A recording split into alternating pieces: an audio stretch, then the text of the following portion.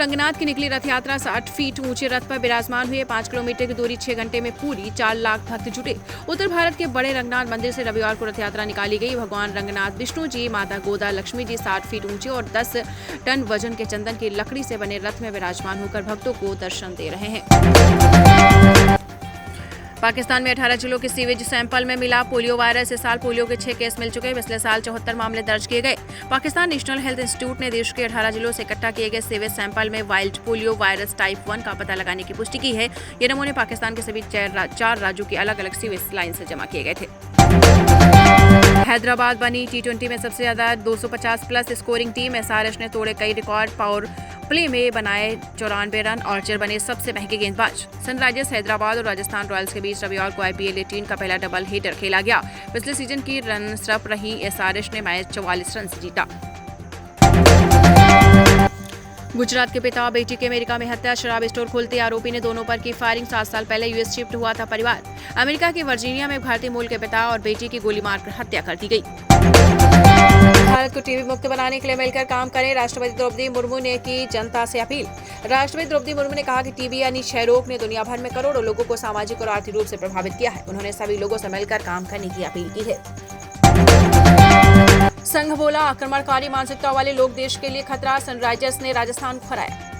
देश में औरंगजेब को लेकर छिड़ी बहस और नागपुर में हुई हिंसा के बाद मचे बवाल के बीच राष्ट्रीय स्वयंसेवक संघ के महासचिव दत्तात्रेय होसबोले का बड़ा बयान सामने आया है। उन्होंने कहा कि बाबा साहब BR अम्बेडकर द्वारा लिखित संविधान में धर्म आधारित आरक्षण स्वीकार नहीं किया गया। खबर ओडिशा से, मंत्री के काफिले पर पथराव। ओलावृष्टि से प्रभावित क्षेत्रों के दौरे पर थे सुरेश पुजारी। एक सिपाही घायल। घटना उस समय हुई जब मंत्री का काफिला उन्हें जिले के हेलीपैड पर छोड़कर लौट रहा था। प्रदर्शन कर रहे स्थानीय लोगों के एक समूह ने वाहन पर पत्थर फेंके, जिससे गाड़ी का विंडशील्ड क्षतिग्रस्त हो गया। महाराष्ट्र को $1 ट्रिलियन की अर्थव्यवस्था बनाने का रोड मैप तैयार। CM फडणवीस का बयान। महाराष्ट्र को 2029 तक USD 1 ट्रिलियन अर्थव्यवस्था बनाने का रोड मैप तैयार कर लिया गया है। यह कहना है महाराष्ट्र के मुख्यमंत्री देवेंद्र फडणवीस का, जिन्होंने बताया है कि सरकार उद्योगों के साथ कृषि क्षेत्र के विकास पर ध्यान दे रही है। The diplomat collection day. आपको बता दें, द डिप्लोमेट के कलेक्शन में मामूली सुधार। दूसरे रविवार को हुई इतनी कमाई। द डिप्लोमेट ने बॉक्स ऑफिस पर अब तक का अच्छा प्रदर्शन नहीं किया। आइए जानते हैं दूसरे रविवार तक फिल्म ने टिकट खिड़की पर कितनी कमाई की है।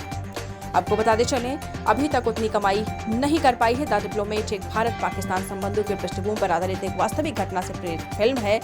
फिल्म में जॉन अब्राहम ने भारतीय डिप्लोमेट JP सिंह का किरदार निभाया है।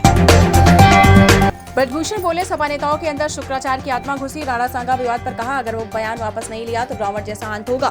भाजपा के पूर्व सांसद ब्रजभूषण शरण ने समाजवादी पार्टी के सांसद रामजी लाल सुमन पर निशाना साधा है। गोंडा में ब्रजभूषण ने कहा कि ऐसा लगता है कि सपा के कुछ नेताओं के भीतर आपको बता दें, दैत्य गुरु शुक्राचार्य की आत्मा घुस गई।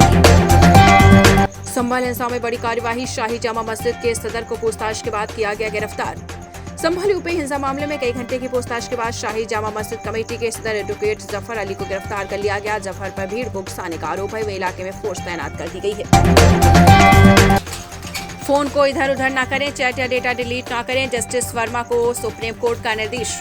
जस्टिस यशवंत वर्मा के दिल्ली वाले आवास पर भारी मात्रा में नोट मिलने के बाद सुप्रीम कोर्ट ने उन्हें निर्देश दिया है कि वो अपने फोन को डिस्पोज ऑफ ना करें, चैट डेटा को डिलीट ना करें। सुप्रीम कोर्ट ने उनके कॉल रिकॉर्ड्स मंगवाए थे। सुप्रीम कोर्ट ने जस्टिस वर्मा के आवास पर अचानक कैश का वीडियो जारी किया था।